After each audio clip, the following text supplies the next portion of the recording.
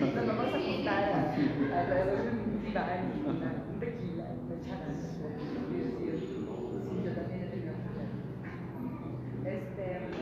¿Les parece que comenzar? Sí, Buenas tardes. Hola, Erika. Manuel, por favor, tomen sus lugares. Vamos a dar continuación a nuestros trabajos dentro del marco de la tercera conferencia latinoamericana de crítica jurídica, que se enorgullece en esta ocasión de estar aquí, por supuesto, de contar en esta mesa a esta hora con la participación de grandes amigos, grandes colegas, grandes profesionales, grandes personas. Entonces, vamos a dar inicio a la mesa que lleva el nombre de aportaciones desde la crítica y el pluralismo a la educación y la práctica del derecho. Nada más, un reto en sí mismo. Vamos a dar inicio, y voy a dar voz primero, al doctor Carlos Rivera Lugo, quien forma parte del comité académico, pero de coordinación también, pero de la estructura misma de la conferencia de crítica jurídica. ¿Está apagado? Ah, no, pues sí. ¿Qué pasó? No ya. Bueno, pero de todas formas no ya. Lo quito todo desde el principio. El caso es que, bueno, vamos a dar inicio con la participación del doctor Carlos Rivera, que forma parte integral de la conferencia de crítica jurídica y de todo crítica jurídica. El doctor Carlos Rivera Lugo es doctor en Derecho por el País Vasco, es decano y fundador de la Facultad de Derecho de la Universidad Eugenio María de Hostos en Puerto Rico, forma parte del grupo de investigación de estudios sobre pensamiento jurídico crítico de Claxo, es autor de una diversidad de artículos, libros en torno al derecho de lo común, a una visión crítica del derecho, y bueno, pues es un gran amigo, un gran profesor, y es un honor contar con él en esta ocasión. Por favor, doctor, voy a ceder el micrófono, encendido. Bueno, muchas gracias. Muchas gracias y muy buenas tardes a todos los compañeros y compañeras presentes. Me da una gran satisfacción encontrarme aquí en el día de hoy compartiendo el contexto de este excelente evento que han coordinado los compañeros del colectivo Emancipaciones. Y les confieso que las sesiones de esta mañana las dos mesas. A mí me parecieron mesas excelentes, de las cuales todos los presentes pues aprendimos mucho y agradecemos, ¿verdad? Incluso a los que se quedaron para presenciar y escuchar esta última mesa que tiene que ver con el tema de la educación y las prácticas, ¿verdad?, emancipadoras. Yo fundamentalmente voy a estar refiriéndome o tratando de abordar una idea que se expresó en la primera mesa. Uno de los compañeros, si no me equivoco, el que trabaja con los pueblos y comunidades en la ciudad de México, pues decía que uno de los grandes retos que tenemos en estos momentos es cómo formar unos abogados y abogadas que puedan no solo acompañar a las comunidades y a los pueblos indígenas y tal vez a los movimientos sociales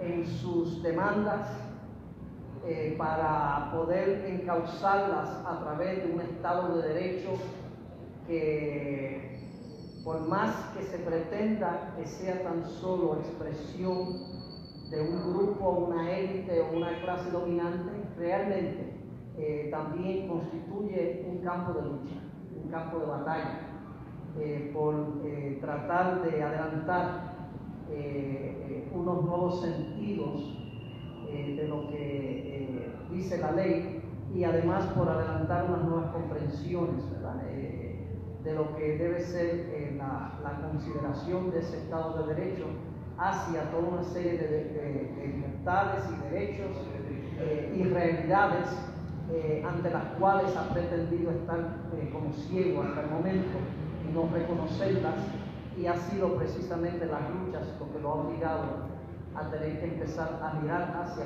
los pueblos y las comunidades indígenas. Una de las razones por las cuales el compañero decía que había un reto es porque lamentablemente los programas de estudios del derecho, los programas de las facultades de derecho, pues lo único que enseñan básicamente es de leyes, del derecho, pero del derecho, lo que yo llamaría el derecho parcial, que es el derecho que prescribe, el derecho que promueve el Estado, porque se nos dice que ese es realmente el derecho, que ese es el único sistema normativo que puede generar, como también se mencionaba, normas en la sociedad nuestra, que más nadie, es decir, es una visión monista, como se decía. Monista significa que hay una sola fuente que puede crear normas, y ese es el Estado. Si alguien más crea normas, como las comunidades o los pueblos indígenas, necesitan del reconocimiento del Estado para que tengan una validez, ¿verdad?, ante ellos, ¿verdad?, en controversias que se tengan que ver ante el Estado. Vamos, en ese sentido, estamos hablando de unos programas de estudios que nos hablan de un derecho parcial, un derecho formal, un derecho basado en lo que también aquí esta mañana se mencionó, las chuladas de la Constitución, las chuladas de las leyes, de que todos somos iguales ante la ley, de que existe un debido procedimiento de la ley para todos y todas, y que en ese sentido lo que la ley dice es real, pero sabemos que lamentablemente esta perspectiva del derecho formal y del derecho positivo, pues nunca realmente se compromete con una realización sustantiva, es decir, una realización de lo que dice, pero en la realidad, que era lo que se mencionaba. Una cosa es la chulada, otra cosa es la realidad que se vive. Y lamentablemente los programas de estudios del derecho giran demasiado en torno a la chulada, ¿verdad? En torno a las ficciones, en torno a una estructura de materias según las distintas ramas del derecho, que fundamentalmente lo que hacen es enunciar lo que es el derecho positivo, declarado por el Estado. Y a mí me parece que ahí es donde está uno de los grandes problemas de la educación y la enseñanza del derecho en estos momentos, porque crecientemente la sociedad actual se caracteriza por una autonomización de los procesos de creación de normas. Es decir, por una como digo, autonomización, obviamente, crecientemente la sociedad se caracteriza por unas fuentes reales, más allá del Estado, que están creando normas y aplicando normas. Y no me refiero solo a las comunidades y a los pueblos indígenas o a los movimientos sociales, el mercado. Por eso que el mercado pretende que se les desregule. Y desregular el mercado significa que el mercado se va a dar su propia ley, que las corporaciones van a decir cuál es la ley que le va a aplicar, según sus intereses. Es decir, ellos dictan su propia ley.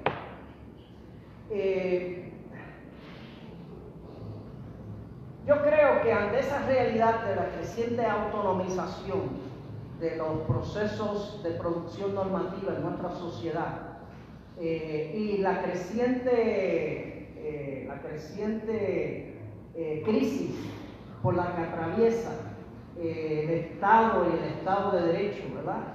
En estos tiempos, al no poder realmente garantizar lo que formalmente dice, de que todos somos iguales ante la ley, de que el Estado, por ejemplo, solo puede incurrir en aquellos actos que son permitidos por la ley. Sin embargo, el Estado todos los días tortura, desaparece personas, se realizan ejecuciones extrajudiciales.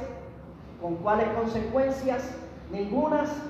En gran medida, por lo tanto, el Estado de Derecho existe. Ya la legitimidad es algo que depende más de la capacidad del Estado para imponer aún sus actos cuando son contrarios al derecho, y en la medida que la sociedad se lo permite, es como si gozara de cierta legitimidad latente, ¿verdad? Pasiva, ¿verdad? Porque no se sienten que están siendo impugnados o cuestionados o retados en el ejercicio de su autoridad. Basta con un policía, como vi el otro día en un noticiario, ¿verdad? Una protesta de padres y madres ante una escuela, y la policía pues le entró a palos a la líder, ¿verdad? La madre líder, y la madre después cuando la entrevistan dice que ella le preguntó a la pues era granadera, ¿verdad? ¿Qué se dice? Los granaderos. Le preguntó, pues, ¿por qué usted me está pegando si yo lo que estoy haciendo es ejerciendo mi libertad de expresión? Y ella dice, yo te estoy pegando porque puedo, yo soy la autoridad. Y yo digo cuándo te pego y cuándo no. Eso lo decido yo. Y ese es el problema. Cuando el Estado de Derecho se va convirtiendo crecientemente en un Estado de Derecho, pues eso lo que para mí va tornando cada vez más obsoletos los programas de estudios del derecho que reflejan más o menos una realidad cada vez más abstracta, que no tiene que ver con la vida real. Un programa, una perspectiva en ese sentido idealista, ¿verdad? Se estudian muchas ideas bonitas, pero cuando las personas terminan sus estudios en derecho, lamentablemente salen a la vida real y de repente se dan cuenta, la realidad es otra cosa. La realidad es otra cosa. Por eso, yo prefiero hablar en vez de un derecho parcial, de un derecho total, ¿verdad? Un derecho total que refleje lo que yo creo que es una gran verdad. El que solo sabe de derecho positivo, ni tan siquiera de derecho sano. Porque lamentablemente con aprender derecho positivo y leyes y decisiones de los tribunales no necesariamente nos dicen nada sobre si somos capaces de utilizarlos para hacer el bien, para hacer justicia, para adelantar causas. No hay garantía de nada en ese sentido. Y yo creo que nosotros estamos, por lo tanto, ante la necesidad de empezar a reconocer que las fuentes de donde surgen las normas que rigen la regulación en la sociedad, de las relaciones en la sociedad, vienen cada vez más de una pluralidad de fuentes que no son solo el Estado. Es decir, la regulación social se da tanto dentro como fuera del derecho. Cada vez más. Sin embargo, las facultades de derecho solo enseñan y discuten y analizan lo que se da dentro del derecho, que ya hemos visto, que generalmente existe en función de una serie de ficciones, pero que no necesariamente entonces incluye lo que son otras dimensiones que permitirían que entonces uno lo vea en su contexto real.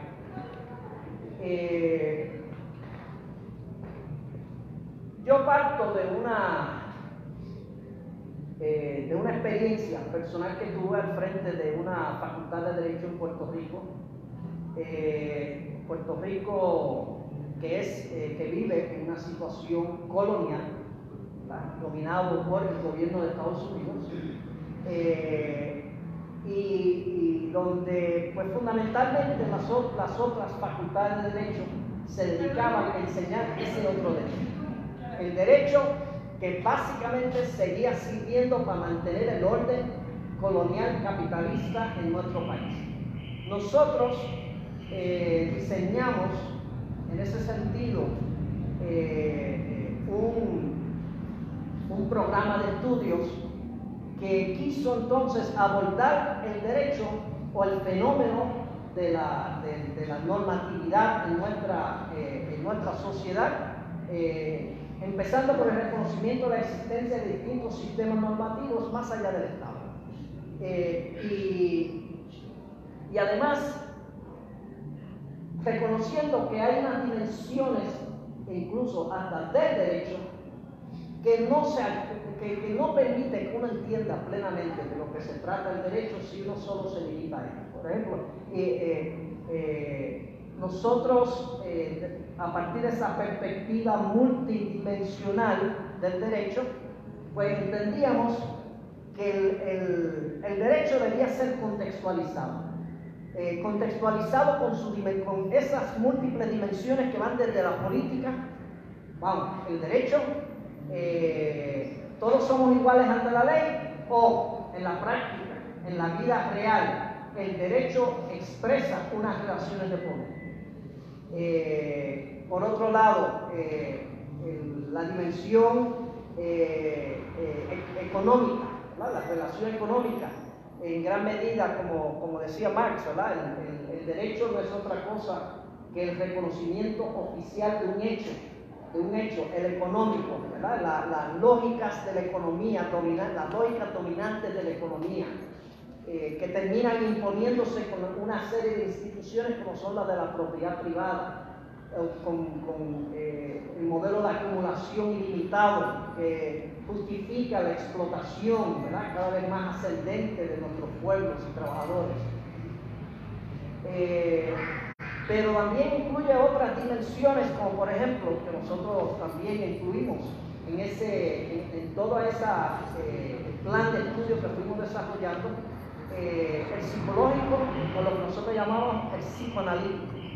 Es decir, no hay manera de entender cómo se desarrollan las relaciones de poder en una sociedad dada, y menos las relaciones, la aplicación, el cómo surge y cómo se aplica y cómo se practica el derecho, si no somos capaces de comprender en gran medida ese derecho prevaleciente, dominante, se está reproduciendo desde cada uno de nosotros, es decir, el estudio del derecho que tenemos dentro de nosotros, como parte de lo que ha sido la colonización, la socialización que nos ha impuesto unas ideas, unas categorías acerca del derecho, acerca de la política, con el propósito de que tengamos una visión del mundo normativo conforme a lo que quiere el sistema predominante. Vamos, la experiencia nuestra, por lo tanto, pues se planteó realmente tratar de repensar por completo el derecho desde el concepto mismo. Incluso cuando nosotros empezamos a organizar en su etapa inicial la Facultad de Derecho, lo primero que hicimos fue un seminario con los profesores y las profesoras, junto con un grupo de educadores de distintos campos que iban trabajando con nosotros en una construcción de un nuevo programa de estudios, pero partiendo de lo que iba a ser el concepto del derecho del que íbamos a partir.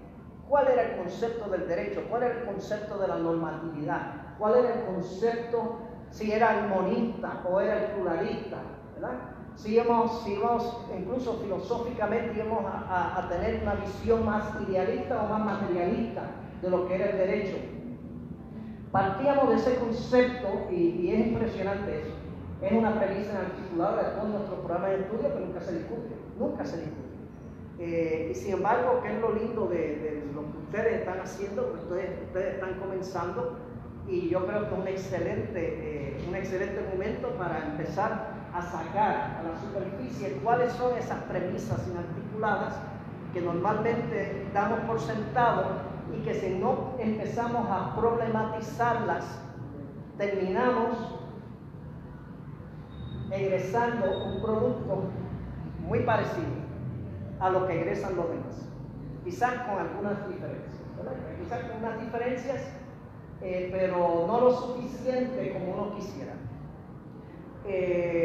Obviamente, también una vez uno definió cuál era el derecho, el concepto del derecho del que íbamos a partir, también pues entonces entramos en definir cuál sería el marco conceptual, las categorías, los conceptos que haría falta en toda una carrera para conocer el derecho en ese contexto. Claro, el reto. Yo aquí no estoy hablando necesariamente de que no se enseñe derecho positivo. Ese fue quizás una de las primeras uno de los primeros retos que nos hicieron los educadores, porque nos dijeron: ustedes tienen dos alternativas, o ustedes deciden seguir con la estructura o la estructura de conocimientos que usan las facultades de derecho comunes, derecho civil, derecho penal, o crean nuevos bloques de conocimiento, y eso significa crear nuevos cursos donde se integre tanto el derecho positivo como todo también lo que sería el conocimiento interdisciplinario, es decir, cómo uno introduce ese diálogo de saberes que decía el compañero que no existe en nuestra facultad de Derecho a través de todo el currículo. Pero eso requería empezar a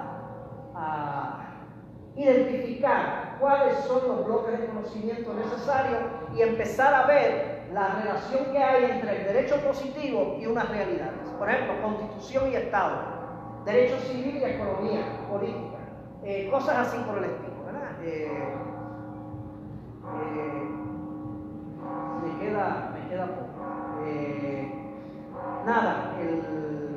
Estábamos hablando en ese sentido de un programa con una perspectiva interdisciplinaria que incluso una vez ya todos los profesores tuvimos una idea clara de cuál era ese marco conceptual, fuimos entonces a discutir también esos bloques de conocimiento, también las prácticas que queríamos que sacaran de cada una de las clases, porque si son solo teóricas, también caen más o menos en lo mismo que el fetichismo de lo abstracto, ¿verdad? Y de lo formal del derecho. Y finalmente, entonces, una vez terminamos con eso, fuimos preparando los distintos prontuarios igualmente de forma colectiva. No le permitimos a cada profesor hacer su propio prontuario, tenía que hacerlo en coordinación con los demás profesores para asegurarnos que nos íbamos a estar complementando en los conocimientos que íbamos a estar impartiendo, porque a veces no iba a ser posible que todos los cursos pudiesen entrar en los mismos conocimientos interdisciplinarios, y había que entonces distribuirlos a través de varios cursos.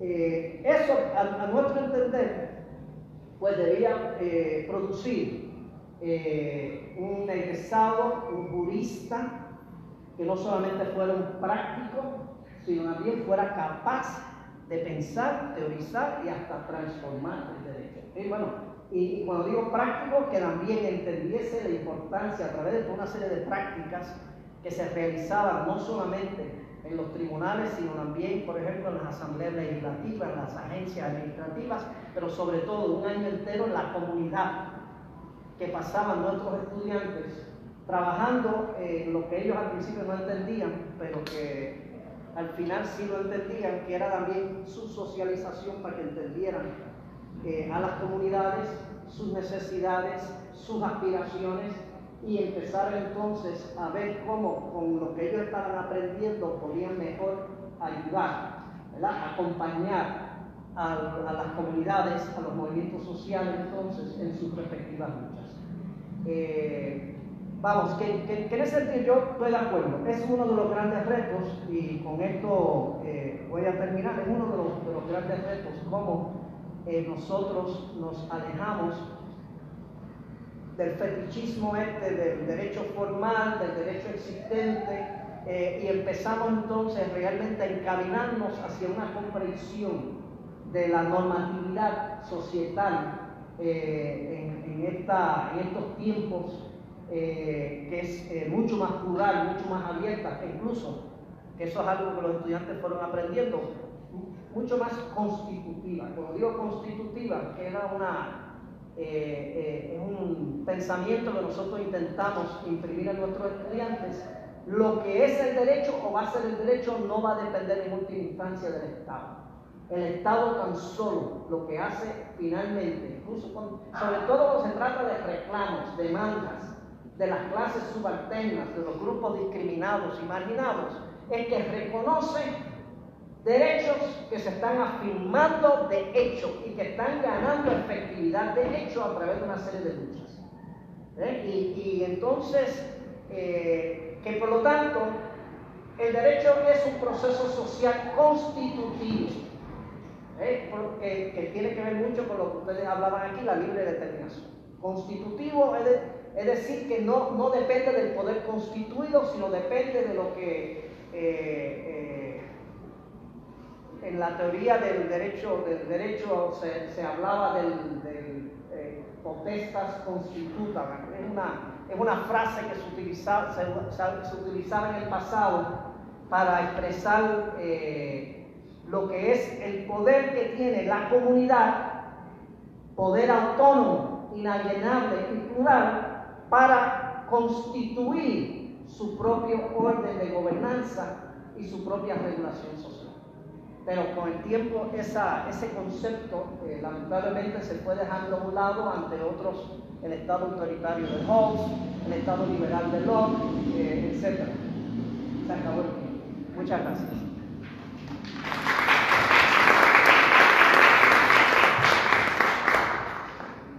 Siempre es un honor escuchar al doctor Carlos Rivera Lugo.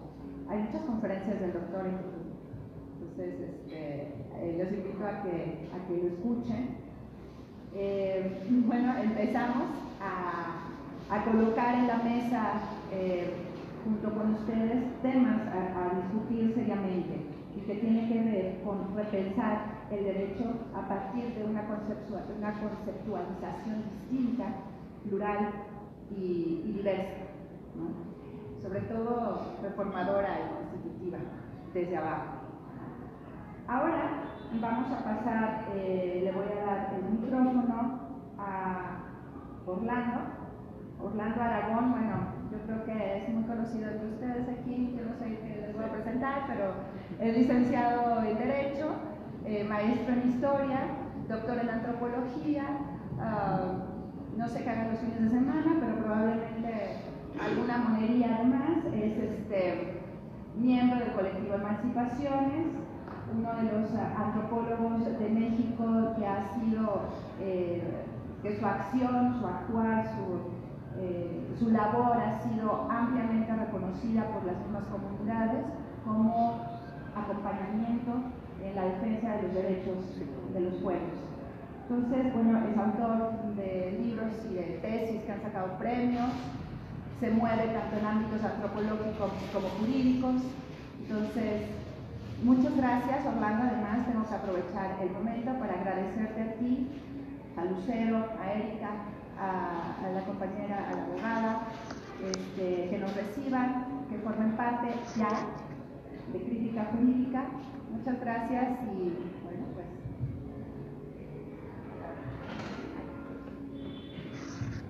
Bueno, pues buenas tardes.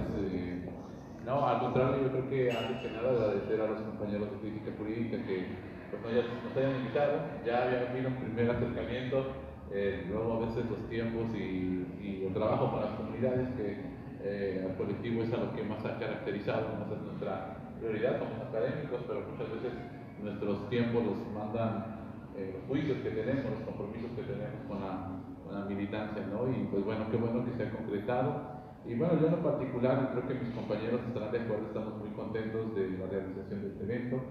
Queríamos también nosotros, hablábamos con Claudia cuando nos hizo amablemente y generosamente la invitación a participar, hacer un evento muy al estilo colectivo de emancipación, ¿no? Y es de lo que yo les quiero hablar.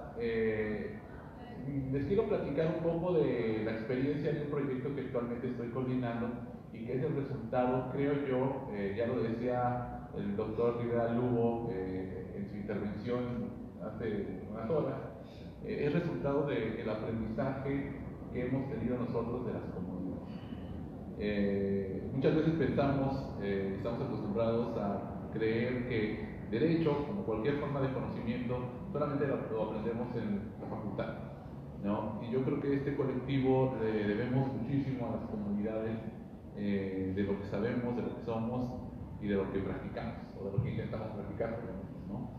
Este proyecto que les quiero contar es un proyecto financiado por la UNAM, en el lugar donde yo trabajo, que se llama Diálogo de Saberes y Prácticas Jurídicas Militantes en América Latina. Es el resultado de una inquietud, primero propia del colectivo, pero también compartida con otros colegas abogados militantes, antropólogos también, que acompañan movimientos sociales, sobre la necesidad de reflexionar sobre nuestras prácticas a la hora de acompañar movimientos sociales, comunidades, etc. Una de las cosas que nosotros hemos observado a partir del acompañamiento justamente a las comunidades que han estado acá, que ya hablaron, con Cherán, que no estuvo hoy acá, pero porque también con ellos trabajamos, es el trascender de una crítica teórica, ¿no?, a un ejercicio práctico. Pero no solamente es también entender que el ejercicio práctico, llevar a la praxis la teoría crítica del derecho, implica también repensar la propia crítica como lo hemos pensado.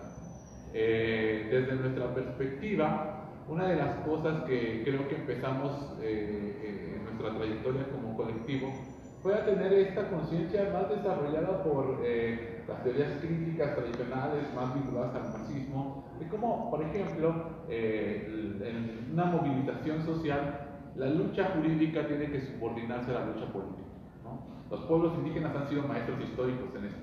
Saben desde hace mucho tiempo cómo caminar con la parte política y la parte jurídica.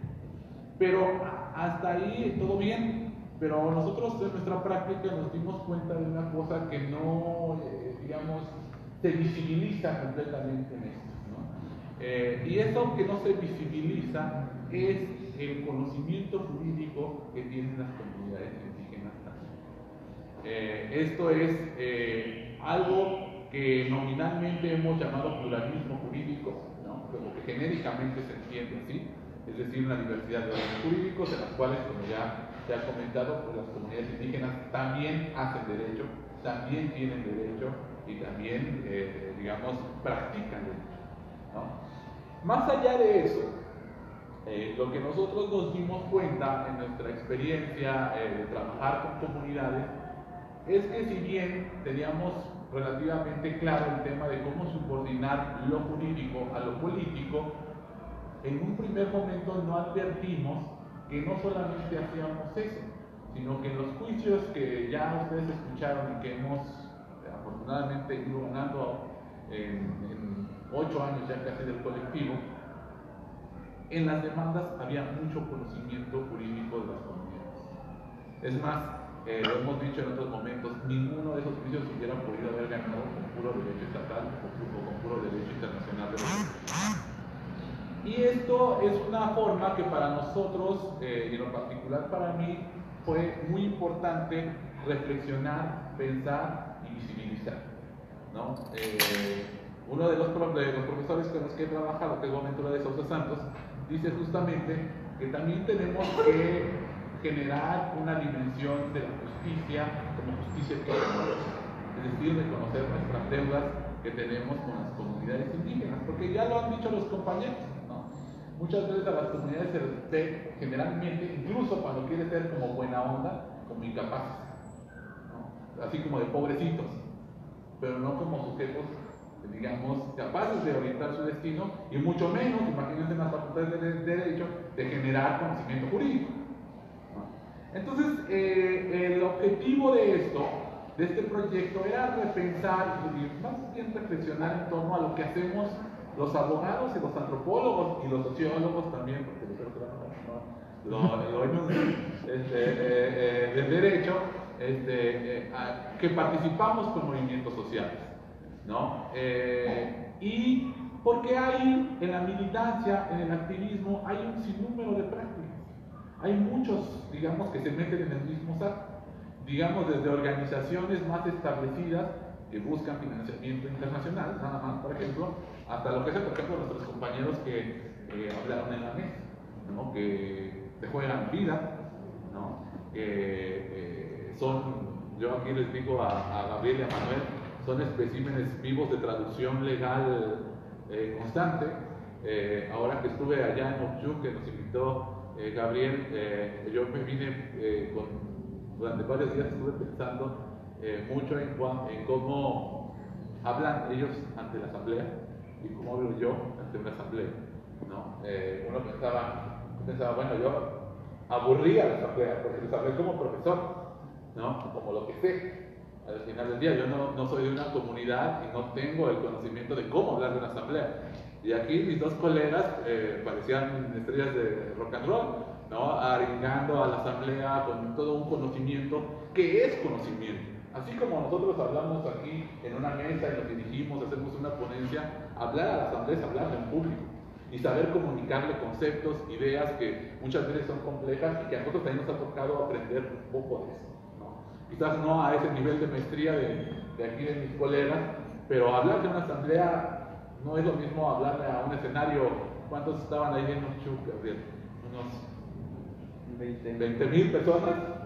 O sea, no creo que en ninguna conferencia magistral uno pueda decir quién es ese público, ¿no? Entonces, lo que nos importaba era eso. ¿Qué estamos haciendo? ¿Qué acciones de justicia cognitiva estamos teniendo a la hora de investigar y de actuar militantemente? Les imponemos a las comunidades nuestras agendas, nuestras creencias, nuestros conocimientos, o nos abrimos también a aprender de ellos y a transformar no solamente, digamos, el derecho estatal, sino nuestra propia concepción y entendimiento del derecho. Yo me di cuenta también en este proceso que llevamos de cómo hemos ido aprendiendo este derecho de las comunidades, este conocimiento jurídico que no se aprende en las escuelas, que no se aprende con un profesor, que se aprende en el diálogo, en las asambleas, con las autoridades, con las personas de a pie, que se aprende a partir de reuniones larguísimas, que a veces uno no te estás dando cuenta, pero te están compartiendo un conocimiento jurídico y político que es fundamental. Yo creo que aquí todos los compañeros que han llevado asuntos de libre determinación sabrán que es imposible ganar un juicio como los que se han llevado si no conoces el derecho interno de la comunidad. Podrás conocer el convenio 179, la Declaración de Pueblos Indígenas, la Constitución, el amparo, el JDT, lo que sea, pero si no sabes cómo está organizada una comunidad, cuál es la lógica interna y todo eso, no vas a saber sacar mucho. Y eso, desafortunadamente, como lo dice muy bien el profesor Rivera Lugo, pues no me lo enseñan en la facultad. Eso se lo enseñan aquí. O lo aprendes en la vida, porque es un derecho vivo, que ya ¿no? No es una cosa que esté en las leyes positivadas, etc. Entonces, este proyecto buscaba eso, es decir, cómo también, busca más bien porque está en trámite, cómo podemos descolonizar al derecho, como se diría, o se formularía teórica. ¿Cómo podemos descolonizar la ciencia jurídica y la práctica legal?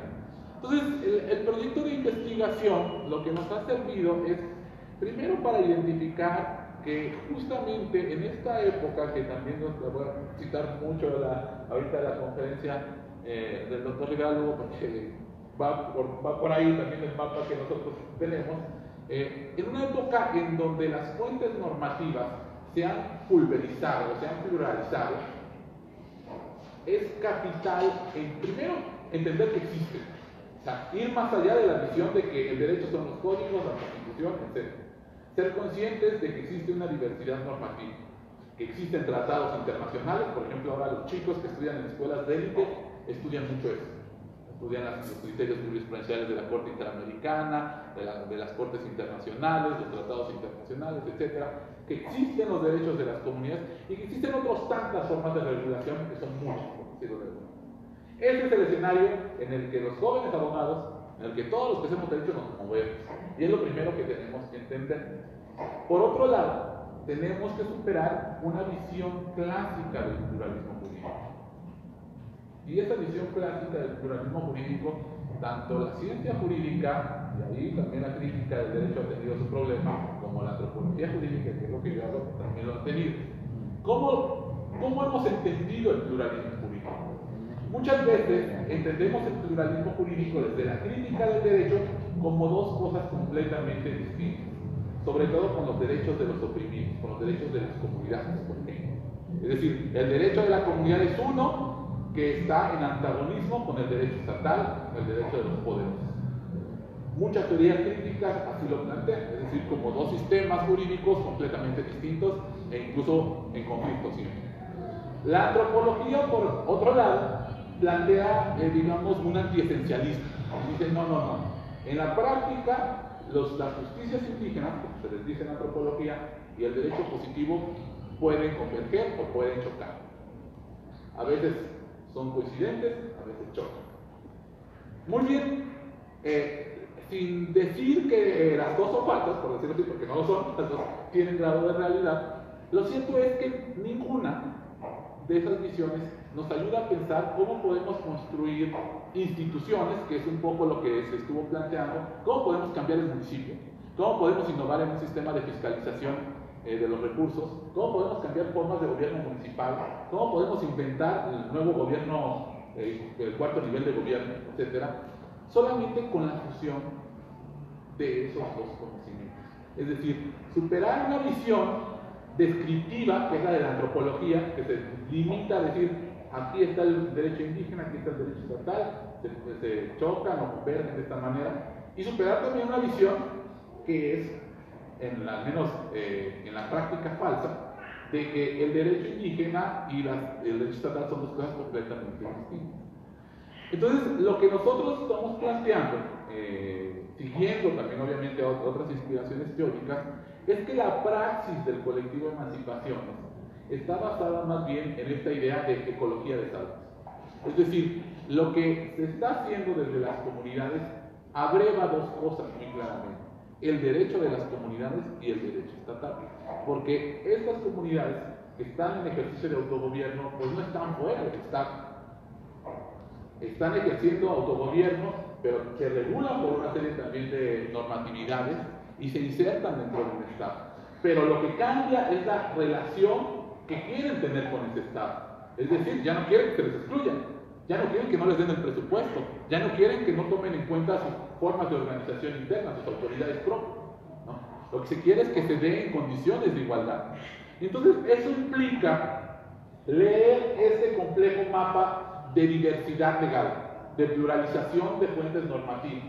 Que a esto yo justamente he estado proponiendo una categoría que le llamo esquizofrenia legal, porque justamente lo que nosotros nos encontramos en este momento es en una etapa en donde lo que escuchamos en la mesa de las autoridades y con los abogados es la realidad. Tenemos resoluciones judiciales que reconocen la libre determinación, que reconocen el ejercicio del presupuesto directo, pero tenemos leyes que no. Las dos cosas son derecho estatal. Una resolución de la Corte o del Tribunal Electoral es derecho estatal. La ley orgánica municipal es derecho estatal, ¿no? La ley de finanzas es derecho estatal. El artículo 115 es derecho estatal.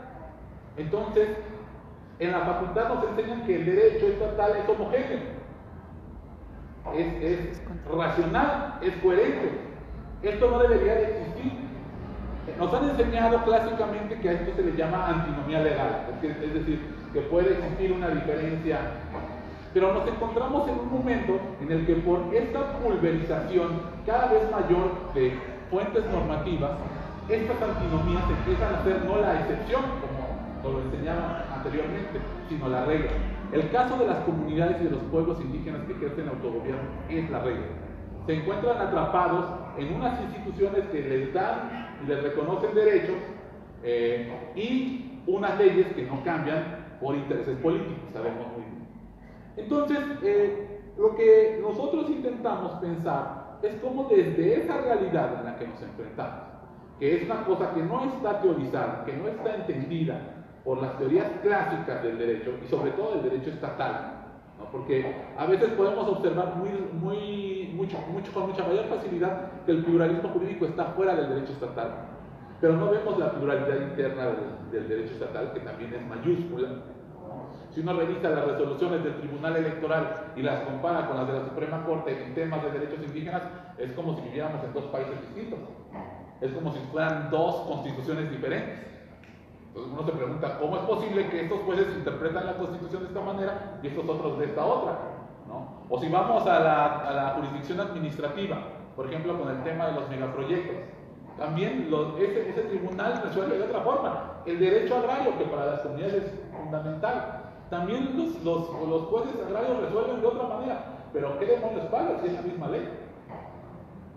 Bueno, entonces lo que este proyecto intenta es justamente pensar en cómo podemos abandonar esta idea, básicamente, que también siguiendo a un filósofo francés que nos habla del filósofo rey, hemos propuesto esta idea del abogado rey.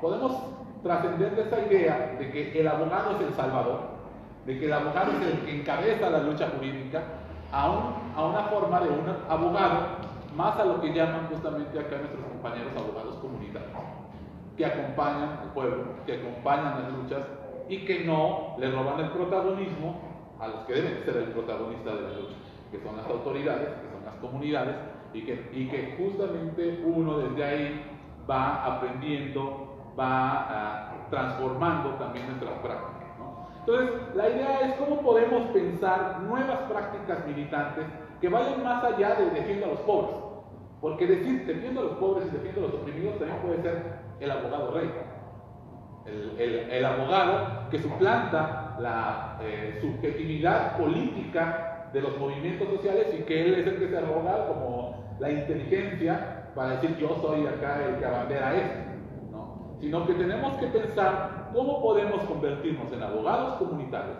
que trabajen hombro con la comunidad y no que les digan qué hacer, ¿no? Que estemos dispuestos a aprender de ellos y que pues con esas formas no solamente transformemos nuestra práctica epistemológica, porque reconocer el pluralismo jurídico a radicalidad no implica nada decir que hay más derechos de uno, sino que también podemos aprender de esos y los podemos articular. Este concepto de ecología de saberes es lo que intenta. No es nada más que hay una diversidad de derechos, sino que podemos abrevar conocimiento de esa diversidad de derechos para ponernos al servicio de una lucha progresista. Y es lo que hemos estado intentando hacer desde el colectivo Emancipación. Entonces yo nada más finalmente quisiera decirles que es una época, de los que quisiera decir sobre todo a las compañeras, estudiantes, es una época de imaginación. Ahorita veníamos platicando con Manuel, que me decía que quería ver por qué no se hacía un colegio de abogados comunitarios. Y le decía yo, ellos han teorizado desde su práctica esta idea del abogado comunitario. No salió de ningún doctor, no salió de la UNAM, no salió del CIDE o de la Michoacana, salió de abogados que están con los pueblos. No. En nuestro tiempo, el desafío es cómo podemos imaginar el derecho de una manera distinta. Y el conocimiento de las comunidades indígenas es el factor que nos puede apoyar para transformarlas. Entonces decíamos, colegio no, hay que pensar en qué otra cosa que trascienda esta vieja idea del colegio, que no es de las comunidades, y que aglutine justamente a abogados como ellos, quizás es un colectivo, no lo sé, que trabajamos para las comunidades, para los movimientos indígenas y para otras luchas sociales, ¿no? Muchas gracias.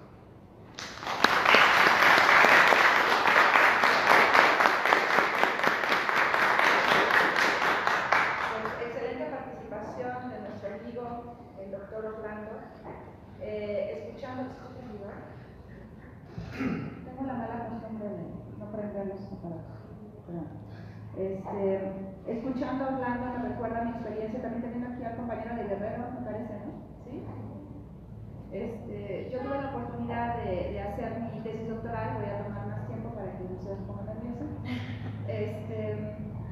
En Guerrero, en San Luis Acatlán, estuve, el tema que yo trabajé fue la administración de justicia, ¿no? Del sistema de seguridad, justicia y educación comunitaria, con el reglamento interno y todo esto. Tuve la oportunidad de que me dieran la confianza de participar de estar presente, no participar, de estar presente cuando inician conflictos. Y alguna vez una de las autoridades me presentó, bueno, no alguna vez, cada vez me presentaba, tenía el respeto, ¿no? de presentarme con las personas que acudían, como yo ya licenciada en Derecho, yo ya maestría, no importa, el compañero, esta autoridad, me presentaba como la persona que estaba ahí para aprender lo que era el derecho. Y además decían derechos, ¿no? Entonces, aprender cómo se aplicaba, qué era el derecho. Sí, es cierto, porque yo no sabía nada. Entonces yo me acerqué y se me requiere humildad, pero sobre todo sentir algo que dijo Orlando, respeto.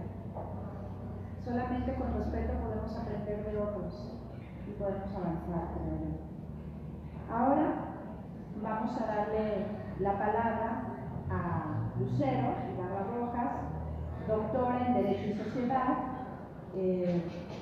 maestra en Derecho, en Sociología Jurídica, por Oñati, licenciada en Derecho, profesora del CIDE, investigadora del CIDE, miembro del colectivo Emancipaciones, amiga, compañera, solidaria y talentosa. Yo soy hola, ya tarde, gracias por acompañarnos todo el día. En realidad, el trabajo que yo tengo hoy, más que hablar a título personal de cosas que Lucero ha hecho, es hablar de la licenciatura en Derecho con enfoque en pluralismo jurídico, en la que participamos el colectivo Emancipaciones en colaboración con la Universidad Intercultural Indígena de Michoacán.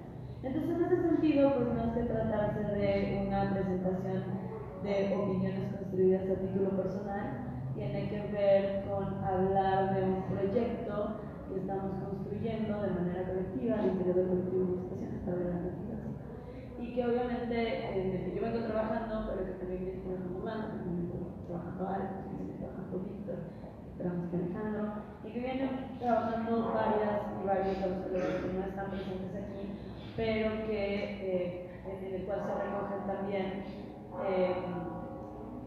las inquietudes, las experiencias y también las aportaciones de las y los colegas que han trabajado en las unidades y quizá también lo que se ha aprendido en ese trabajo.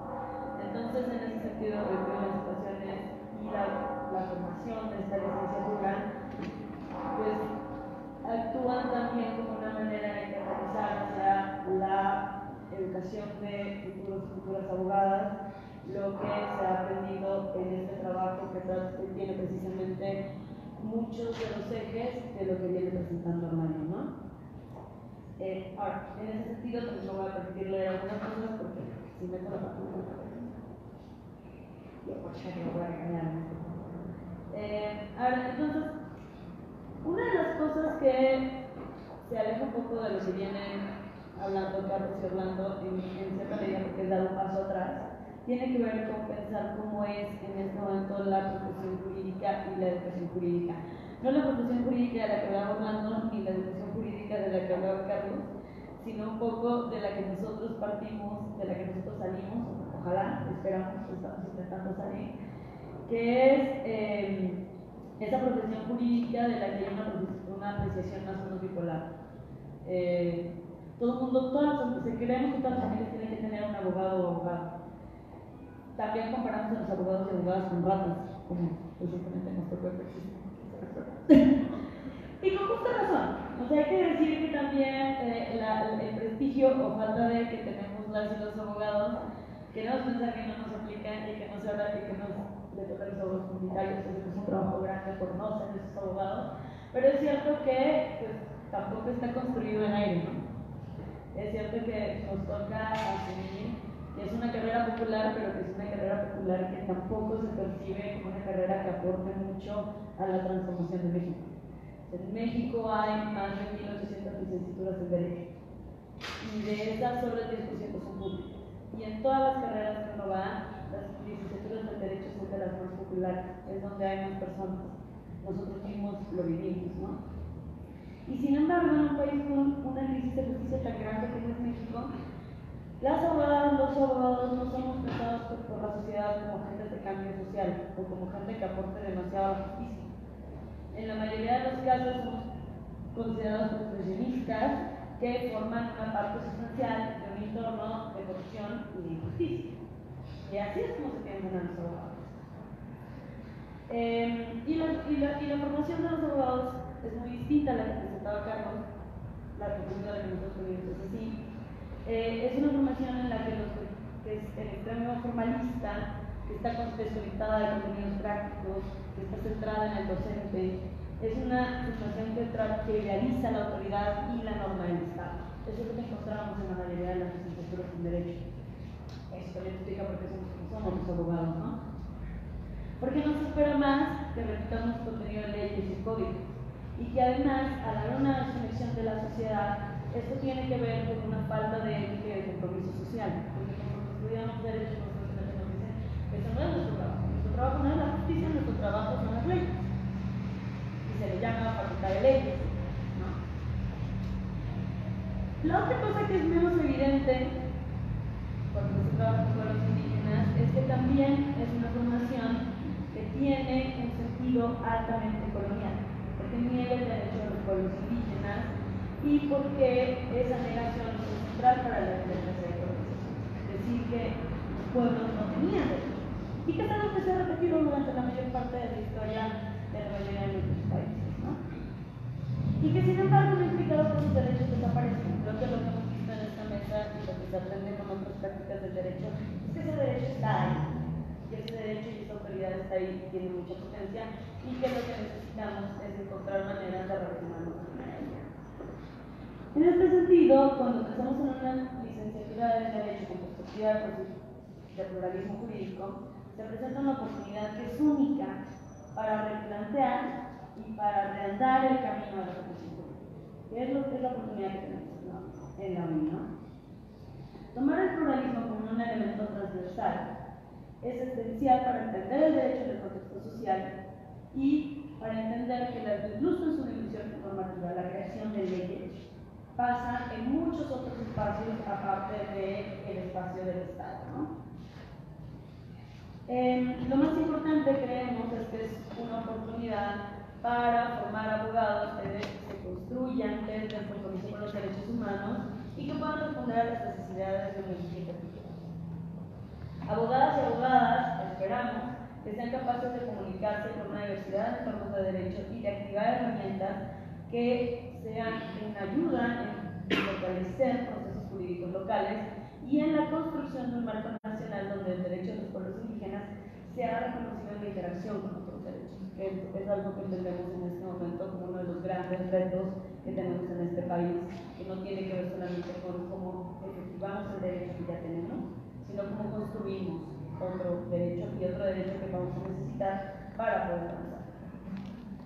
Entonces, este programa es una oportunidad para nosotros como colectivo también de refrendar nuestro compromiso con los procesos de libre determinación de las comunidades indígenas de Michoacán y de aportar visiones críticas e interdisciplinarias al derecho y las humanidades que puedan contribuir a la justicia social.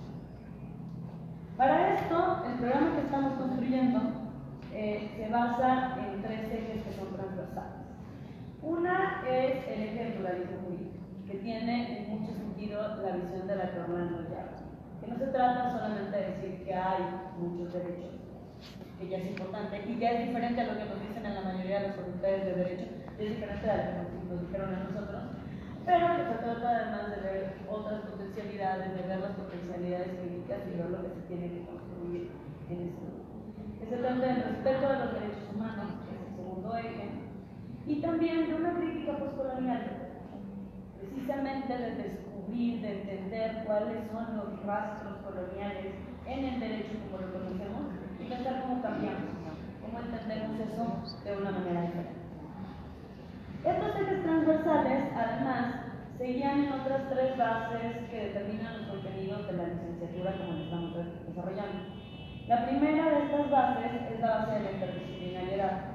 Como decía Carlos, como decía Orlando, el derecho, como se enseña tradicionalmente, está construido en la idea de la norma, de una norma aislada, de una norma que no tiene nada que ver con otros contenidos ni de ciencias sociales ni de la realidad. Para nosotros es muy importante que este programa tenga contenidos interdisciplinarios que no sean esa materia que da el profesor hippie a que nadie le hace caso, que es lo que somos la mayoría de nosotros en las facultades de Derecho tradicional, sino que sea parte integral de cómo se entiende el derecho. La otra estrategia, que también es una base importante de lo que estamos pensando, es la idea de vinculación. Pero no solamente en el sentido de que los estudiantes aporten a las comunidades, como se piensa normalmente en la vinculación. Por esta idea de que los estudiantes universitarios vamos y hacemos cosas en las comunidades y les enseñamos. Esa es una parte porque sí que creemos que podemos aportar, ¿no? Pero la otra pregunta, y que es una pregunta esencial para una cuestión epistémica real, es pensar cómo traemos el conocimiento de las comunidades y de esos sectores sociales a la universidad. Porque es una vinculación que retorna. Los universitarios podemos aportar en las comunidades, por supuesto. Las comunidades tienen muchísimo que aportar en el espacio universitario, absolutamente. Y para eso tenemos que pensar en distintas estrategias en las que los derechos de las comunidades y los sectores sociales de las comunidades se presenten en el aula de clases y sean parte de esta estrategia de formación. La tercera base es el compromiso político para con los pueblos y comunidades indígenas. Haríamos pocos favores si estuviéramos formando abogados que tienen una visión instrumentalista de solo ganar dinero, obviamente el sustento es necesario, pero que tienen una visión instrumentalista en la que lo único que hay es algo que obtener de beneficio personal. Esperamos que las y los abogados que salgan de este círculo sean personas que entiendan la importancia del compromiso con sus comunidades y con México también, ¿por qué no? Pero en principio también que haya un importante compromiso social y que entonces sean personas que idealmente nos ayuden a cambiar esa visión que se tiene de los abogados y las abogadas y a que nos dejen de percibir en los sentidos más negativos, pero reales, de la profesión como es hasta ahora, ¿no? En muchos sentidos, este proyecto es también una oportunidad para nosotros de repensar nuestra formación y de ponernos un reto de cómo llevar esa experiencia práctica a un proyecto educativo que sea distinto, que sea una educación jurídica crítica, integral, interdisciplinaria, descolonizada, que contribuya al derecho desde el respeto a la realidad privilegiada. En este sentido, las estrategias obviamente vienen en varios sentidos. Una de las estrategias del programa es el programa que debería estarles mostrando en este momento para que quedara más claro de lo que las estudiantes del conocerán, y a los demás seguramente también será público, entonces pues podrán hacer críticas más directas, puntuales, y son completamente bienvenidas de la comunidad del mundo. Pero bueno, tiene que ver con una vinculación e investigación desde perspectivas postcoloniales. Eso es primero esencial, que es la visión con la que se articula el mapa curricular. Luego, que las materias disciplinarias e interdisciplinarias no estén separadas. O sea, hay materias que son más disciplinarias, hay materias que son interdisciplinarias. Nuestro reto es cómo intervenir las materias disciplinarias para que muestren este compromiso y cómo hacer de las materias interdisciplinarias algo que no parece una cosa aislada del derecho, sino algo que claramente incide en cómo se piensa el derecho y cómo se ejecuta el derecho. Que los enfoques prácticos se encuentren vinculados con las prácticas jurídicas de las comunidades. No nos interesa solamente que las personas aprendan a hacer una demanda, que sí hay que aprender a hacerlo, pero también nos interesa que sean abogados y abogadas que pueden actuar dentro de las comunidades y que saben cómo funcionan las comunidades y en qué sentidos son diferentes y en qué sentidos son derechos, independientemente de la relación que hay o no con la estructura del Estado. Para esto se ha pensado, especialmente en los semestres de laboratorio jurídico, que tienen la intención de dar oportunidad a los estudiantes de incidir en procesos concretos. Entonces, que no es un laboratorio jurídico que se piensa en abstracto, sino que en su momento se piensa como algo que responda a necesidades concretas en momentos concretos de las comunidades, y en líneas de especialización que tengan tanto la opción de profesionalización como la opción de investigación para estudiantes que puedan tener un perfil un poco más diverso de lo que normalmente tenemos en derecho, y que luego quiero pensar que superamos en cierta medida, ¿no? Este proyecto, sin embargo, tiene un reto más grande que mencionaba ya Orlando y que tiene que ver con la pregunta de cómo vamos a transformar el conocimiento jurídico. Cómo vamos a transformar eso que se considera como conocimiento jurídico y hacerlo algo que responda mucho más a nuestra experiencia en el litigio y nuestra experiencia como profesionistas y nuestra experiencia como investigadores.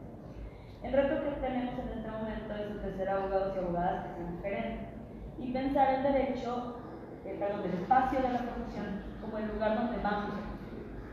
Vamos a formarnos como personas que son capaces de ser abogados, de ser abogadas, y buenos abogados y buenas abogadas de una manera. Y esperamos que esto tenga un impacto en el futuro del derecho y en el futuro de las instituciones. Que cada vez estemos más capacitados para entrar en verdaderas comunicaciones con las comunidades y con la sociedad y hacer propuestas de derecho y de instituciones que no repitan la misma fórmula y no sean solamente estrategias de reproducción del orden social como lo conocemos, pero que efectivamente ayuden en una transformación de la sociedad mexicana que creemos y estamos convencidos de que hace muchísima falta. Yo lo voy a dejar hasta ahí para que tengamos espacio para dialogar, para escuchar críticas, sugerencias, comentarios, observaciones críticas, particularmente, exactamente,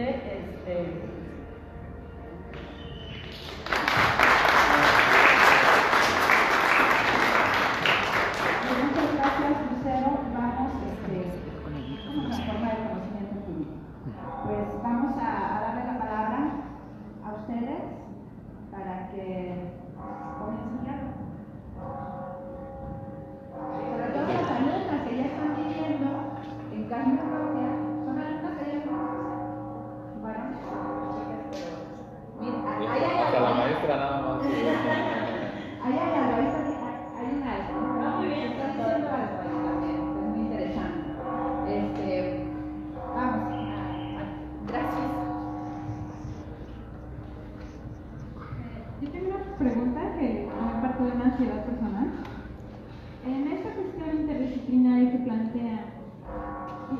ansiedad personal ahora que lo pienso.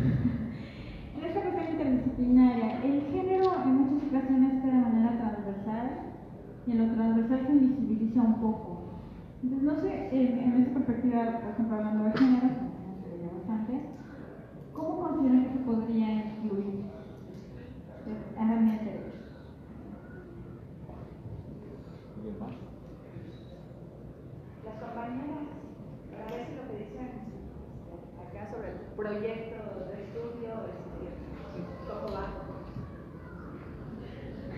O Marilu también si quiere intervenir.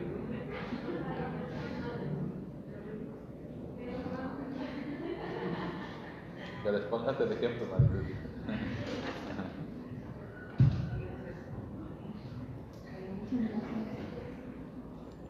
Bueno, antes que nada, pues agradecer a Orlando, a Ale, a Lucero, ¿verdad? A Víctor, a la compañera, perdón, no recuerdo su nombre, a Erika, que ya tienen varios años acompañando de diversas formas la institución y hoy de una manera más concreta a través de la creación de este programa, que ciertamente es tan novedoso.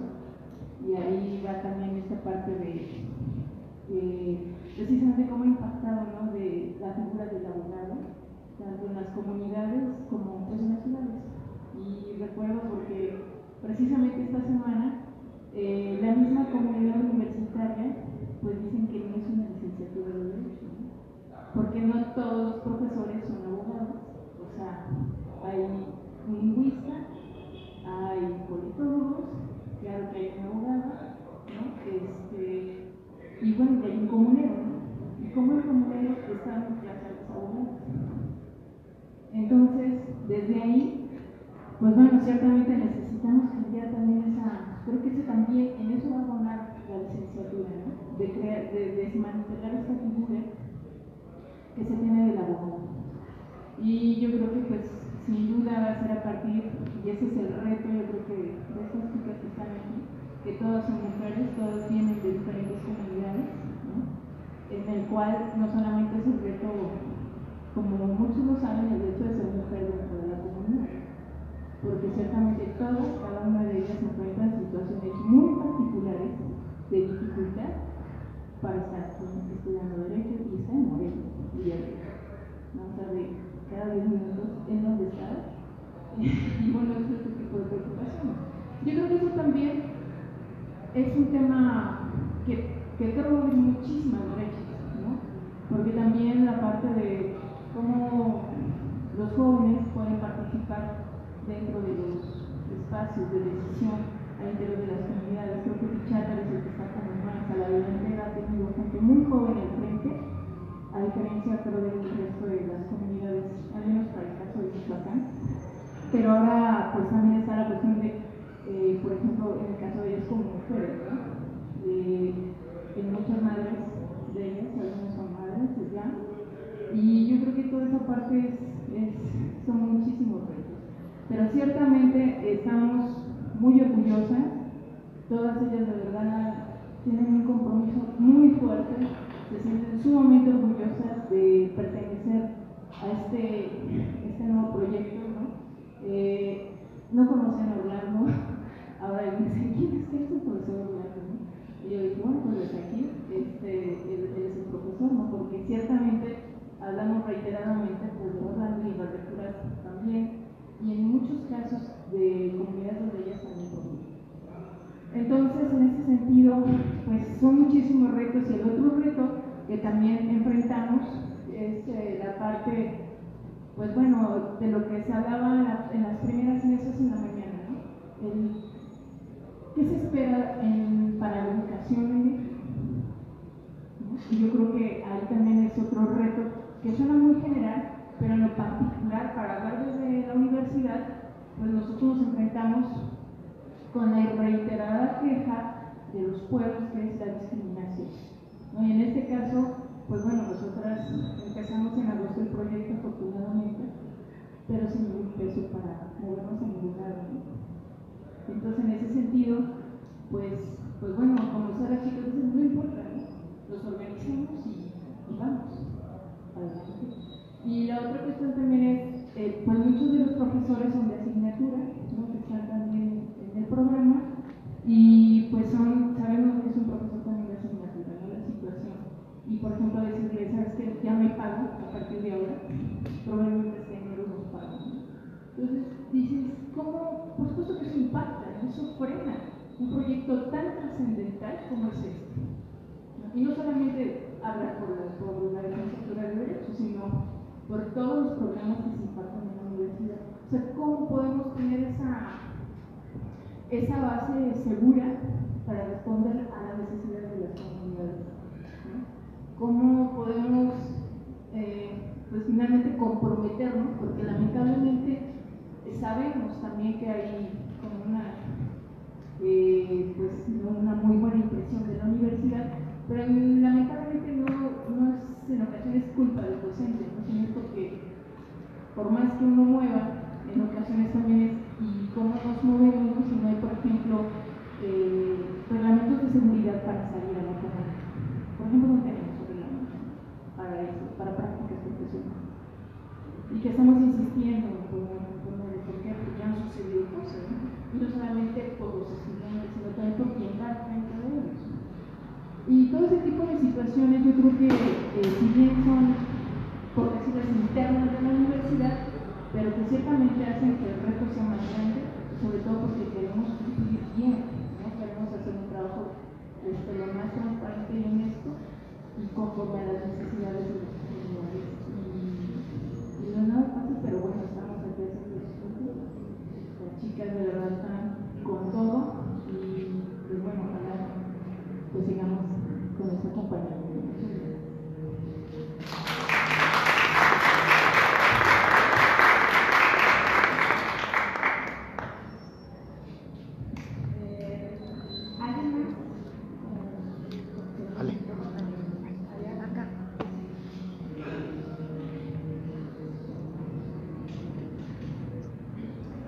Buenas tardes a todos. Felicitarlos por las ponencias. Desgraciadamente no pude asistir desde la mañana. Tuve un imprevisto personal con la familia, pero yo quisiera hacer más que un comentario, una autocrítica. Yo vengo desde mi comunidad, incluso me invitó el doctor Orlando, ya lo sabía, pero estaba en mi comunidad, yo soy de Murillo, o sea, vengo de allá a escuchar estas ponencias. Lo que quiero manifestar es lo siguiente: no veo, por lo menos yo en lo personal, abogados purépechas aquí, escuchando estas ponencias. Quiero hacer esta autocrítica porque incluso me incluyo yo para que no ofendan a los demás. Hablamos, criticamos mucho allá afuera y además reclamamos mucho nuestros derechos, ¿no? Sin embargo, yo admiro mucho este tipo de ponencias, incluso al colectivo pues, de emancipaciones, que han hecho un trabajo muy importante, por lo menos lo que cabe en la Meseta Purépecha. Sin embargo, vuelvo a reiterar, no veo abogados purépechas aquí presentes, y que ya hay muchos, sabemos muchos. Al único que veo es al colega, pues, paisano de San Felipe. Lo que quiero decir, vengo pues de mi pueblo, que hay muchos abogados que están residiendo aquí en Morelia y que pudieran aprovechar este momento pues para escuchar estas ponencias.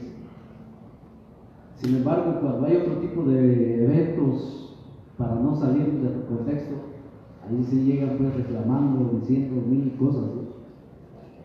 Creo yo que este es el momento para poder aprender, escuchar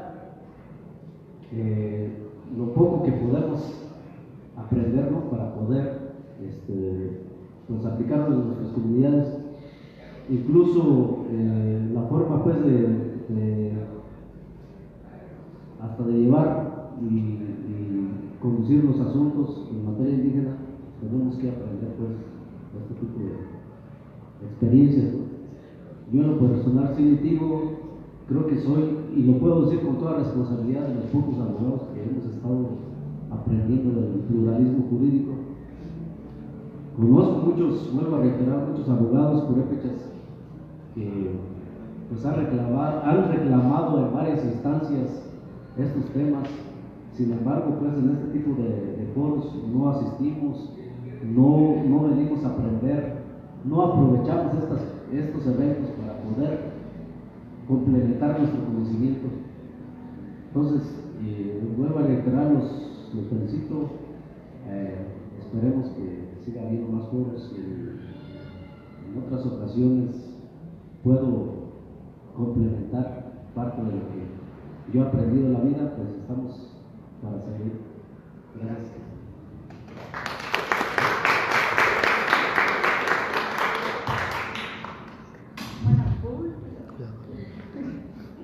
Vamos a dar respuesta. ¿Les parece bien que por el orden de intervención hagan sus aportaciones al respecto? ¿Sí?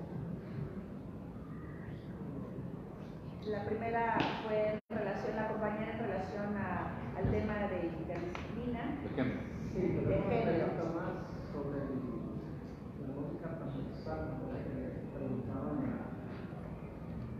Es mejor que tú respondas. Ok. Me quedaré con la primera. Sí, a ver, yo creo que el problema de la visión normativa pura del derecho, que además se esconde porque nadie nunca nos dice que es una visión del derecho y que está adscrita a una perspectiva teórica particular, etcétera, etcétera. Por lo menos a mí nadie nunca me lo dijo, me vine a enterar cuando terminé y me empecé a equivocar con otras visiones del derecho. Es que esconde muchas cosas.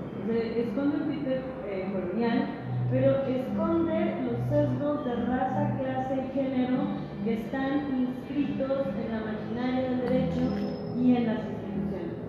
O sea, una visión postcolonial del derecho que, por cierto, tenemos una clase pesada que se llama clase de raza y género, y que precisamente es eso. O sea, una de las maneras en las que el derecho esconde los sesgos de género y no nos permite distinguirlo es bajo ese supuesto.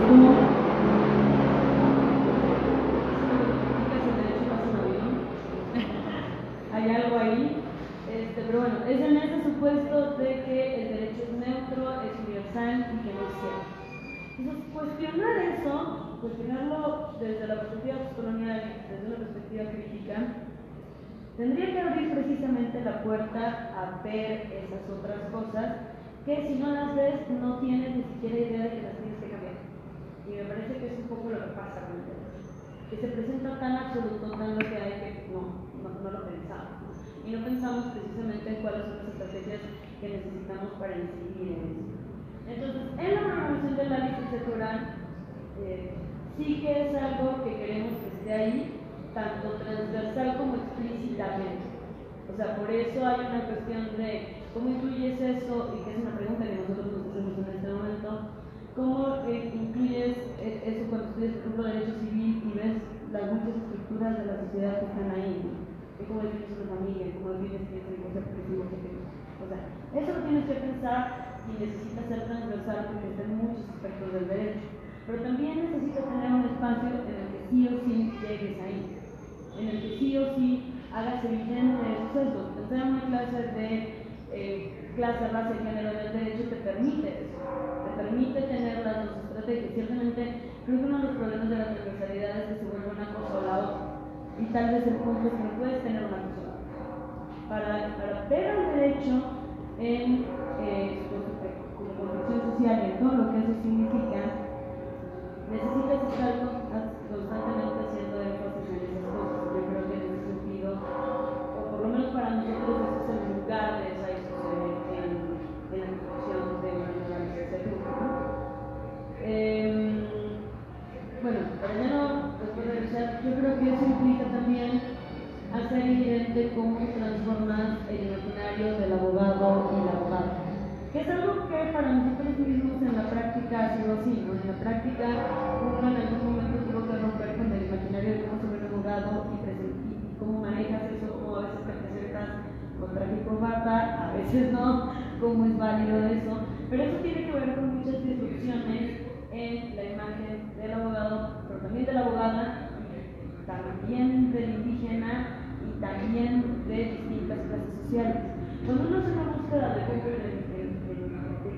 de imágenes sobre el abogado, te va a salir un tipo blanco de traje que claramente y que va a ser hombre.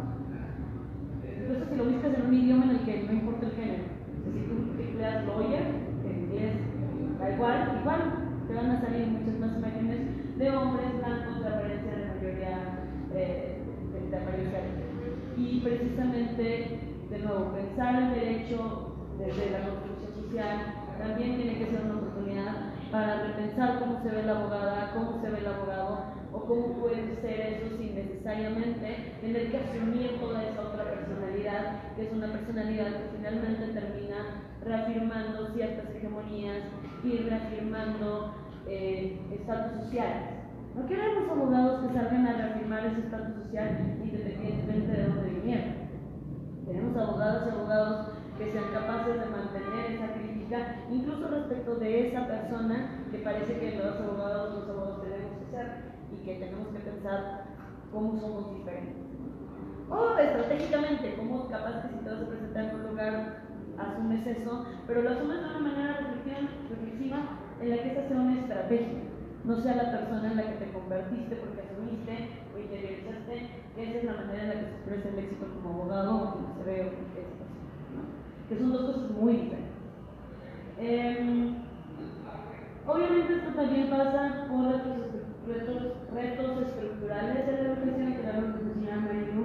O sea, una de las cosas que pensamos en las licenciaturas públicas y en las escuelas públicas en este momento, que le toca a Luis y le toca a un montón de otros espacios, en un momento en el que la universidad pública está desprestigiada, en la que las propuestas legislativas son para que te den dinero para que metas a tus hijos en escuelas privadas más que en financiar o ver cómo resolvemos los problemas de la educación pública, y eso es algo que también vamos a tener que pensar como personas que venimos de la educación pública y cómo vamos a empezar un compromiso con eso hacia adelante y qué implicaciones tiene eso para nosotros en este momento desde la docencia. Por supuesto que es fundamental hacer una crítica a esa estructura hegemónica de raza y clase, implica también mantener un compromiso con la educación pública y mantener sobre la mesa la crítica a la manera en la que esa educación se siente precarizada y cómo esa precarización nos hace el trabajo cada vez más difícil. Si nosotros no tenemos posibilidades de ciertas seguridades económicas, es muy difícil sumarse a las fuerzas de ciertas clases. No es imposible, pero tampoco tendría que ser un acto completamente heroico hacer este trabajo, ¿no? Y pues sí, yo creo que es cierto que hace falta que los abogados por el se involucren, pero también hay que dar la esperanza de que, bueno, vamos a tener muchas abogadas por el que se involucren, y eso no está muy bueno. Sí. Hay algo que yo quisiera añadir que se me pasó y tiene que ver con esto. Hay otra premisa inarticulada de la educación en los programas tradicionales de los estudios de derecho, que es no solo el concepto del derecho, sino el concepto del sujeto.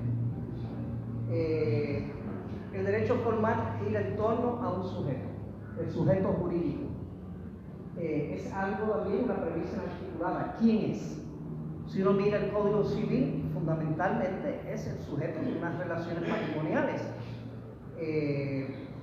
Si uno le pide, yo le pregunto a cada rato a estudiantes que tienen pareja, si ellos cuando van a ordenar, organizar su relación de pareja, si acuden al libro de familia del Código Civil para saber lo que tienen que hacer, y dicen no.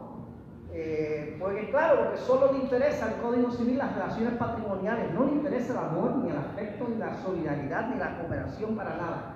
Es otro orden de lógicas, ¿verdad? Y en ese sentido es algo que nos tenemos que cuestionar. Eso fue una vez una asignación que yo le hice a una clase, que reescribieran el libro de la familia, en vez desde la lógica patrimonial, desde la lógica del amor, el afecto, la solidaridad, la amistad, etc.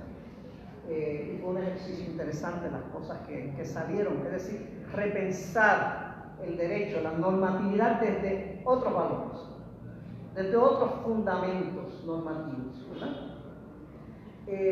Y eso es algo que también tiene muchas implicaciones para la lucha por los derechos humanos. Yo creo que la lucha por los derechos humanos también tradicionalmente en las escuelas de derecho gira más en torno a los derechos objetivos, como se dice en derecho, que los derechos subjetivos.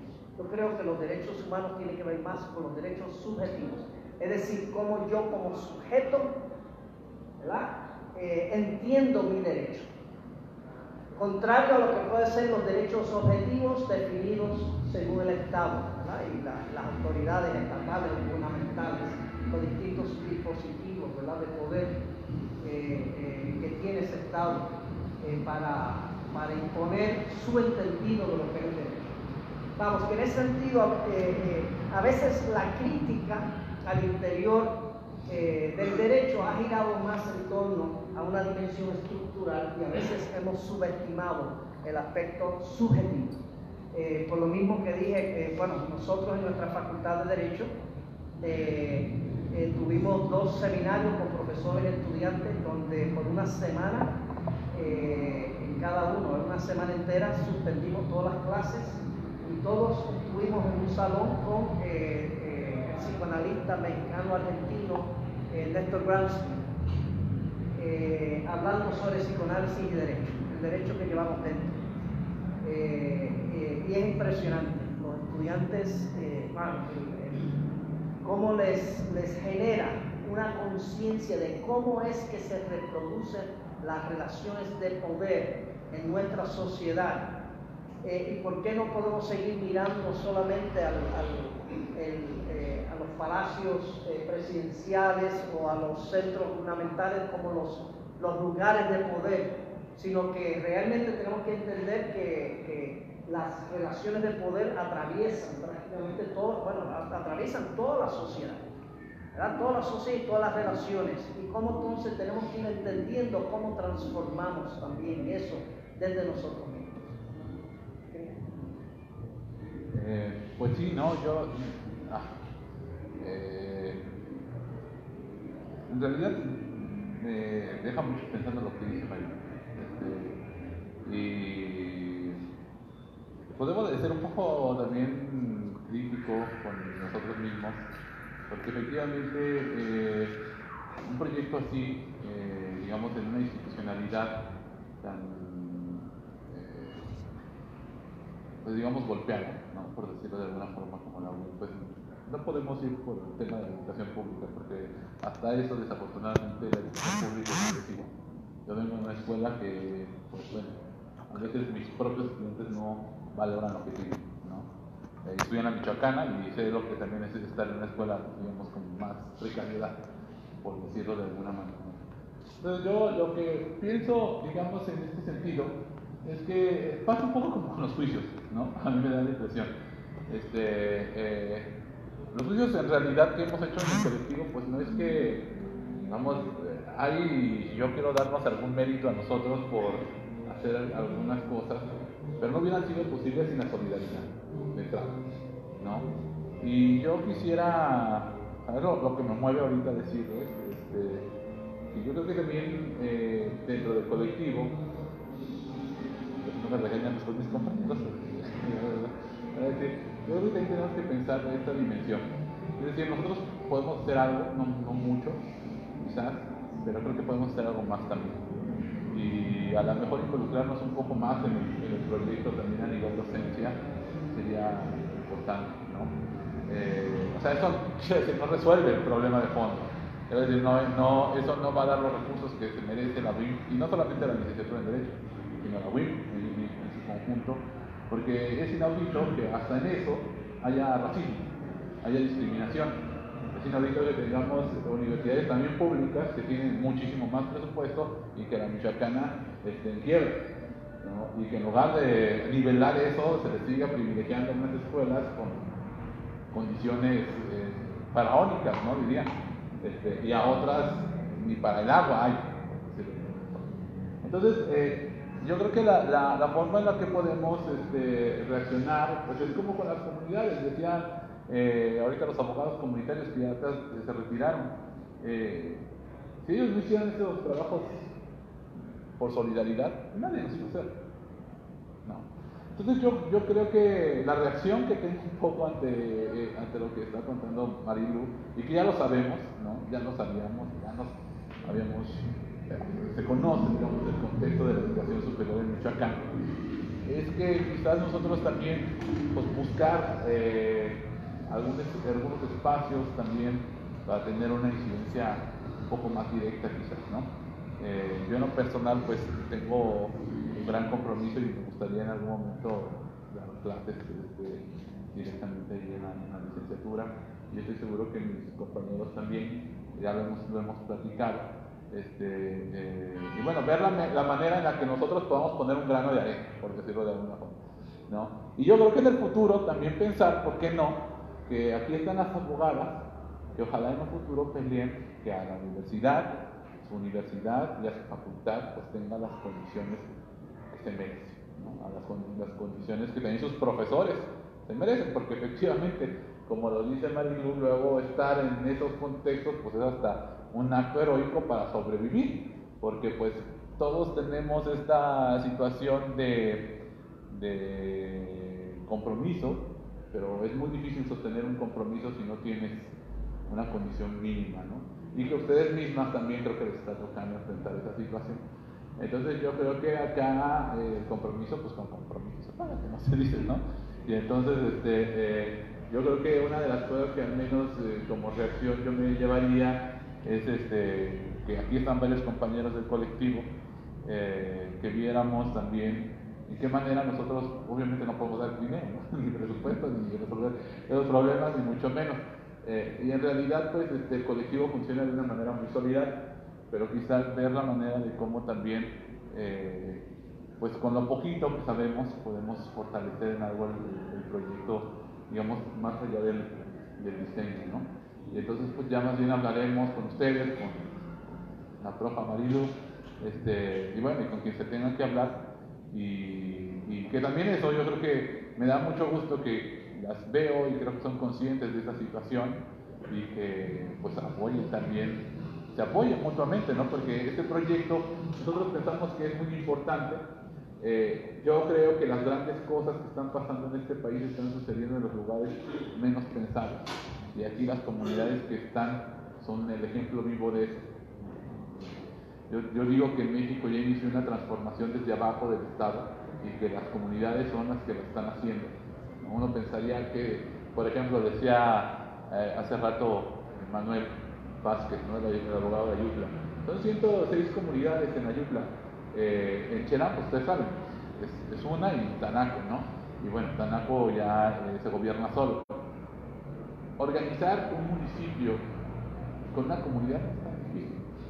Como todas están organizadas en sus barrios, pero ahora imagina un gobierno municipal con 106 comunidades, con 3 pueblos indígenas distintos, con afromexicanos y con mestizos. ¿Quién pensó esa innovación? Nadie de las universidades, nadie de la universidad, la gente. La gente es la que está haciendo eso. Y yo creo que nosotros tenemos que pensar que también la licenciatura acá puede tener esas luces. Y que ojalá, pues como les digo, en un futuro pues ustedes puedan ser esas abogadas, o al menos eso es lo que se pretende, ya lo decía Lucero, que tengan esa capacidad. Miren, ahorita hay problemas muy concretos. Esto no es una cuestión hipotética, no imaginaria, abstracta. Hay la necesidad de cómo se organizan sus comunidades, sus vecinos o sus propias comunidades. Ahorita escuchamos a San Felipe, a Pichácaro, a Antepacua, pero no solamente ellos, ustedes lo saben. ¿Cómo inventar, cómo innovar, cómo crear, cómo articular una forma de gobierno nueva? ¿Cómo enseñar, cómo educar al Estado mismo? Porque es eso. O sea, se requieren abogados que sean capaces también de mostrarles a los diputados, al gobierno del estado, a los gobiernos municipales, que la cosa debe ser de otra manera. Y eso pues es la única esperanza. Entonces yo creo que también las propias comunidades, el colectivo y toda la gente que creo que crean estos proyectos de autonomía, de autogobierno, pues tenemos que hacer algo, ¿no? Nosotros, por supuesto, por eso aceptamos cuando nos hicieron la invitación de lo del programa, pero yo creo que ya teníamos en la mira hacer algo más, ¿no? Yo creo que ese es el compromiso que al menos nosotros nos llevamos y que después pues lo platicaremos seguramente con la profesora Marilu, que es más una amiga ya de mucho tiempo, y pues decirles que ánimo, ¿no? Que no se vayan a decaer y que pues trataremos también en la medida de lo posible estar más presentes en lo que nosotros podamos hacer, ¿no? Como les digo, nuestro conocimiento es pues limitado, tampoco es que aquí digas, ay, aquí está todo el conocimiento jurídico, pero algo podemos hacer, ¿no? Entonces, yo creo que lo que decía Israel también es muy importante, ¿qué papel pueden jugar los abogados por fecha? Porque al final del día, y una de las cosas que también creo que el colectivo tiene claro, el colectivo al final del día ha sido una articulación de gente que no somos de comunidad. Y este papel debería de ser más de los que son de comunidad. Ahorita, digamos, nuestro momento es que en lo que hay, o en lo que aparece, o en lo que toma ese protagonismo, pues a lo mejor el colectivo es necesario para las comunidades, o para algunas comunidades. Pero nuestra propia aspiración es que no lo sea. Es que justamente este lugar sabemos nosotros que es más bien de los abogados de las comunidades, que son los que deben de llevar ese proceso. Y también por eso, gran parte de haber aceptado formar este programa va por ahí, porque uno también tiene que reconocer cuál es el papel que le toca jugar en determinadas luchas. Y en este caso nosotros, como gente de Morelia, de otros estados, de Oaxaca, de varios lugares que somos, pero que hemos convertido en Michoacán, pues lo tenemos claro. Y nuestra mayor aspiración en este tema es que el día de mañana pues ustedes, que también ya están formados y que también lo han hecho ya, ¿no? Porque también no nada más lo ha hecho todo el colectivo, o sea, él mismo, el Cedo Jorge, tiene su propia trayectoria, su propia historia, su propio conocimiento, pues sean los que lleven esto, ¿no? Esa es la aspiración. Ojalá ustedes, nosotros, la profesora Marilu, nos ayuden a concretar, porque ese es el papel que toca, ¿no? Ese es el papel que toca.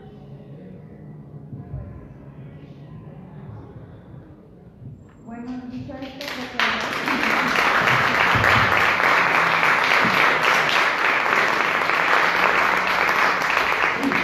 no queda más que despedir la mesa. Gracias a ustedes por estar y por seguir. Gracias a los compañeros, los amigos, las amigas que están aquí y pues estemos atentos. Esta es la verdadera clausura de la tercera conferencia latinoamericana de ética jurídica, porque ayer fue una,